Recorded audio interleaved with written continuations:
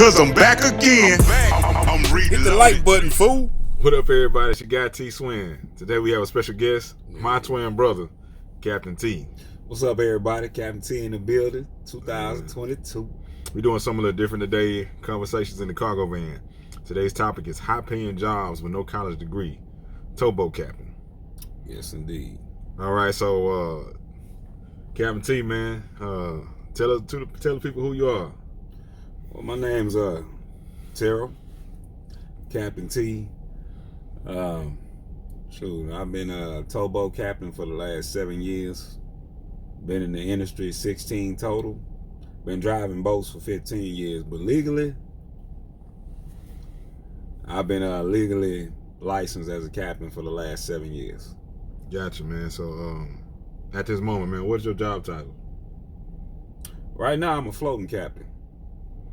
The actual title for my position is wheelman. I'm a master wheelman. That means my license that I have has no tonnage. I can operate any tow vessel that is on the river or any waters in the intercoastal waterways, Great Lakes, and Western rivers. Western rivers are all the rivers that run through America that are navigatable, that you can navigate. Any river that you see a boat on, hauling any kind of cargo, I can navigate it in America. The only thing I don't do is near coastal. That's for international stuff. That's a whole different license. Gotcha. Now, man, where did this whole journey begin? 2006, right at Mega Fleet Towing, a little company that was a little mom and pop company that was out of Pasadena, Texas. How'd you even find out about it? I had a buddy named Jason, his nickname Slick, a good friend of both of ours. He got started in towboating back in like 2000. Him and another guy named Ernest that went to high school with us. And they got in shortly after I was in the Navy. And I started seeing them buying motorcycles, brand new pickup trucks, and buying houses. And I was like, baby, I need to give that a shot. Okay, man. And so, how'd you start out? What kind of position they put you in when you got on? All right, well, make a long story short, I hollered at my boy Slick because I had gotten in trouble in 2001, so I was on probation. And I asked his info, man. I said, you know, any companies hire anybody with a background? And he gave me a list of 7 boat companies that was around the Houston, Galveston area. And the first 2 on the list wanted me to come in the same day for an interview. Cool. And I made the phone calls. One was out of Galveston, one was out of Pasadena, and us living in on southeast side of Houston. Pasadena was a hop and a skip, so I went to that one first. And they offered me a position as an entry-level deckhand. Okay, so entry-level deckhand is the first position that you came into. Yeah. On the boat. Okay, cool. We call it green deckhand. Gotcha. And when you're green, you don't know nothing about the industry, but okay. I mean, how does one get into that field, and how long is the transition from a deckhand to a wheelman? Well, how long can that be, or how short can that be? Well, right down how you get into the field. All you need is a TWIC card. Okay. Costs no more than $120. You get it in about 7 to 10 days. That's a government background checking screen. Once you get that, that's the only key that you need to open the door. Get out there and start applying online. Look up all the towboat companies. They all across the southern region of the United States and all up and down the rivers. Okay. All right. Man, does a background stop you from getting in this field? Background don't stop you from moving up in this industry at all. Okay, so you guys hear that, man? This is something you can get into if you have a background. I put it like this: my first you need a TWIC card. Yeah, my first boat company. I had a captain that had been in prison for murder. This man was making 6 figures driving a boat. Been in prison for murder and attempted murder the second time. I said, if this man who can't read and write, because he asked me how to spell ladder, and I thought he was playing. Okay. And he was dead serious. He couldn't read or write. Been in prison for murder, but he was making six figures. He was making like $570 a day back then. Gotcha. And this is 2006. Okay. So I seen that. I said, he can do that? Yeah. I ain't got nothing that he got. I know dang well I can do the same thing. Plus, I can read. So you brought it up. You said this man was making six figures. What kind of pay could someone expect to make, as a wheelman? Average pay for a wheelman. Also break it down from the deckhand on up to the wheelman. Put it like this. My first job when I started, it was 2006. I started off at $90 a day. That's a deckhand. That's a deckhand, entry level deckhand. Okay. What's the next position? That was then. Now deckhand pay starts off at $150 a day. You work 12-hour shifts, which broken down in 6 hours. So you work 6, sleep 6, work 6. Nobody ever works full 12 hours straight. All right. You got deckhand, and then you got senior deckhand. As a deckhand, you can make anywhere from $150 to $270 a day. All right, but when you move on to the next level, which is a tankerman, because we transport red flag chemical cargoes and dry cargoes. Now the chemical cargoes, the tankermen, they pump and they load those bars. They discharge. Now, can you say, not only just saying the day pay, the day rate, can you say what they make annually? Can you tell people that? You're gonna start off as a deckhand probably about $35,000-$40,000 your first year. Okay. And then a senior deckhand? Senior deckhand, $45,000-$50,000. Okay.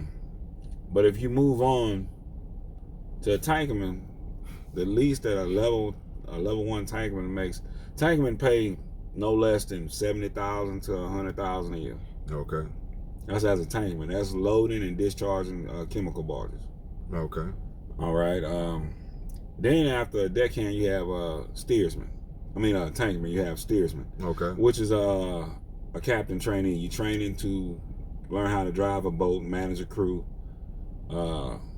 take care of all safety meetings and everything, and follow all guidelines and requirements for the vessel underneath the Coast Guard law. That usually starts out $320, $370 as a steersman. A day? A day. I got you. All right. People need to know that. That's a day. You ain't talking about $320 grand. You talking about $320 to $370 a day. A day. All right. Then next you have is mate pilot. That's once you get evaluated and take your driving test. We call it check ride in our terminology. It's a series of maneuvers that have you navigate certain channels while operating and transporting certain tows.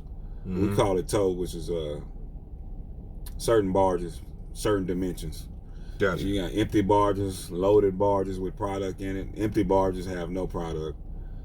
They want to see how you can handle that and see how can you handle situations on your own, thinking on your own without somebody instructing you on what to do. Somebody coaching you, huh? Coaching you, yeah. Gotcha.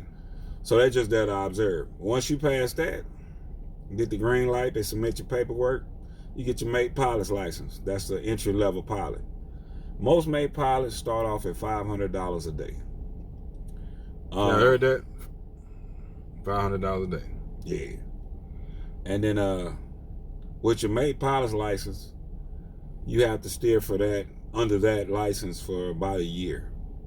Once you got a year of sea time underneath your belt, you can upgrade to your master's license.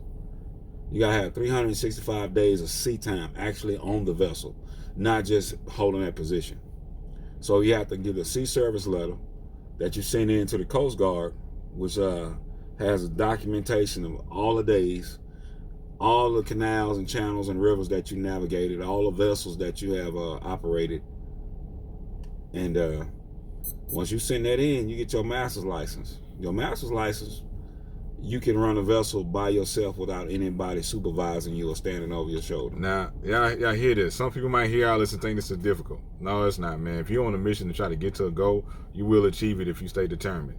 Now, neither one of us have college degrees, but we've held titles and positions that make six figures for a number of years. Yes. So So that master certification, what kind of field they put you in pay wise annually, day pay and annual? Well, the average pilot pay, wheelman pay, it migrates from 120 a year to working an average schedule, 120 to 180 a year. Gotcha. Y'all hear that? That's $120,000 to $180,000 a that's year. basically working an average schedule of 240 days a year. Gotcha. We averagely work 8 months out of the year. Now, so many people might not know this, but you mentioned sleep time earlier. So what does that mean? Describe why these people got sleep time. Well, Because just they like would. trucking, you can't drive no more than 12 consecutive hours. Gotcha. But it's also because they live on the boat. Yeah. They live on the boat. So when you work this job, you will be living on the boat. Don't think you're going to come work on the boat and then go home. Anywhere from 14 days on, 7 days off, to 20 days on, 10 days off, 28 days on, 14 days off, 30 days on, 15 days off. Some people do day for day. That's like 21 and 21. You work 21 days, you go home for 21 days. You do 28 and 28 and 30 and 30. That way, basically, you work half a year. Gotcha. And if you're a wheelman, you can still make 6 figures working half a year. Yeah, I know some people might be too, worried about, I can't stay away from my family, I can't be away from home like that. Can't stay away from my girlfriend. But if you're on a mission, man, and you're trying to achieve something in life and you want to use something maybe as a stepping stone for something else that you want to do, you can look into this field. You know what I'm saying? Look at this also. Being away from the boat, you won't be spending money because you're on the boat. You save a lot of money working on a boat or live on. We call them liveaboards. When you live on a boat, you're not spending no gas money. You're not paying for no meals, no room and board, no nothing. The vessel is basically like a 3-story, 4-story house. Some of them have 7 bunk rooms, full showers, full kitchen, big pantry, washer and dry, a workout room, workout equipment. So you don't have no reason to be out of shape. Gotcha. As you can see, me and him, we not out of shape. Yeah. No form of fashion. Exactly. So, man, here's another question. What kind of struggle did you face, man, getting to where you are today, to get to this position and this rank, this title? Well, I've always been a hard worker and a go-getter. I've always been self-driven, self-motivated. I came into this industry, they thought I was green, but I had ex-Navy experience. I'm ex-Navy, just like my brother. I used to drive the aircraft carriers in the Navy. I was a lead helmsman. I already knew how to deck, so when I got there, I basically knew my job. And I surpassed a lot of people that had been there 10, 12 years. I didn't wait for anybody to give me instructions. I wouldn't look for things to do around the boat because there's always something to do. And my name rung bells pretty quickly. My first year after working at my first job, they sent me to steersman school to learn how to become a wheelman, to drive a boat. But I had a couple hurdles. And plus I had a couple haters. People didn't already like that I've only been there a year and they were sending me to school instead of them. But my work ethic was 10 times better. Also, some people are comfortable with the position that you're in, staying under them. So they do not want to see you progress or be on the same level as them. So they'll feed you false information. I got denied my first time around because of my probation. I had a probation officer lie and said I violated, which I never did, because they were jealous of the income that I was making as a deckhand. I was making more than any probation officer could make as a deckhand. So they used their powers to get me denied.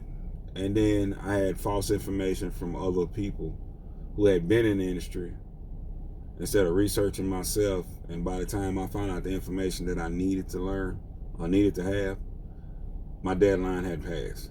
So I had to wait basically 2007 to 2012, 5 years for another opportunity at making it to the wheelhouse. But I stuck in the game. I stayed with it. I did not let that discourage me. Some people was amazed that I didn't give up on the industry when that happened. But I know if I gave up, I would never reach my goal. Gotcha. So I kept on sticking with it. Time came, but I knew it was gonna come to me. Because anything that's meant for you, you're gonna obtain it. So 2012 came. I resubmitted my paperwork to the Coast Guard, got my license approved, went to school, got my certificate.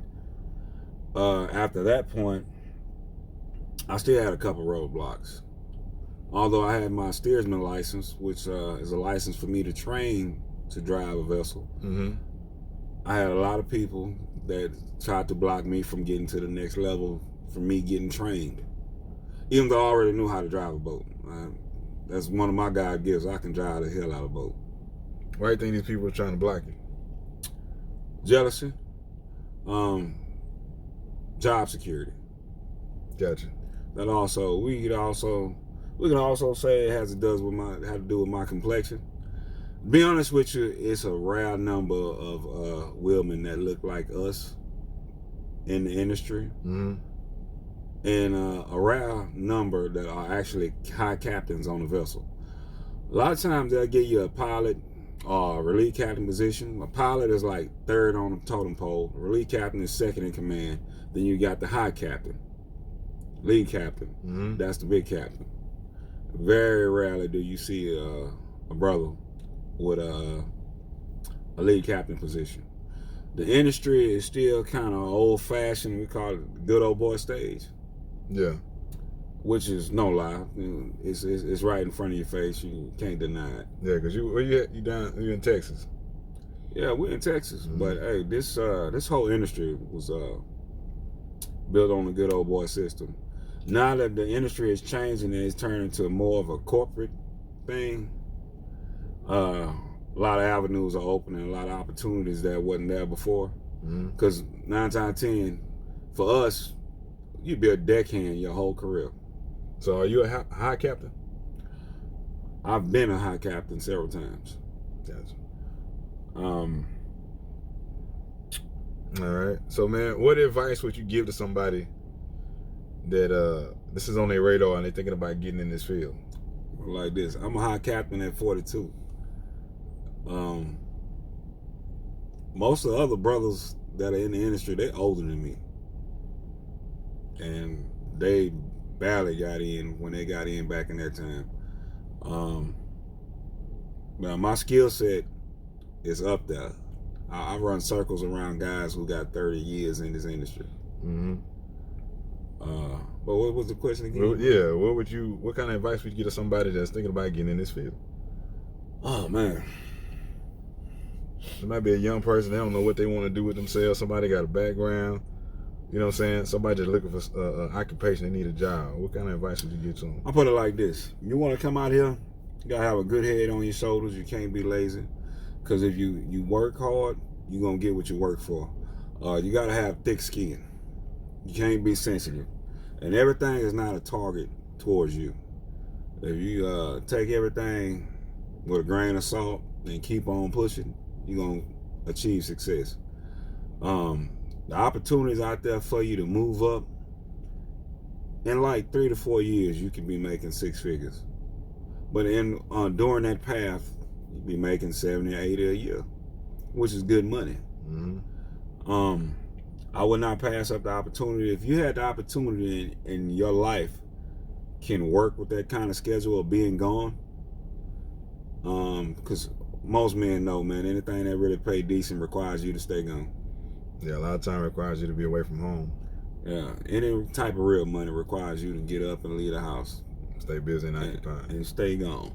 Now, I'm going to say this too, man, because he mentioned that time frame about years. They got people, I'm not knocking college, but some people go to college and they go get degrees they're not going to do anything with. And they just rack up debt. He said in that time, but in that same time, while this person has spent that time in school hoping that they could, get a occupation that pays them 6 figures or work their way up to 6 figures, you're already working your way up to them, and you're not creating debt, student debt for yourself. You're getting paid. And like I say, also, man, I put it like this, man. Most companies out here in this industry, they pay for your travel. Your flight get delayed, no problem. They got your flights. They got your baggage. They got your rental cars. They got your Ubers. They got your cab. They got your hotel room if your flight get delayed and you got to spend the night in the hotel. Yeah, because sometimes, man, he has to nice go, hotels. He has to go meet the boat wherever it's at. So they fly him out. They give him a hotel. They give him a rental car. You know what I'm saying? Leaving like a 007, leaving like an agent in the middle of the night. You know what I'm saying? Hey, I fly a lot. A lot. Especially during high river season. Yeah. I fly a lot. Man, bro, man, I appreciate you doing this with me, man. This is the first, conversation in the cargo van. Yeah. Brother. You know, high-paying jobs with no college degree. I'm your guy, T. Swin. It's my brother, Captain T. Captain T, the other T. Swin. And, man, we out. Peace. Thank y'all. God bless.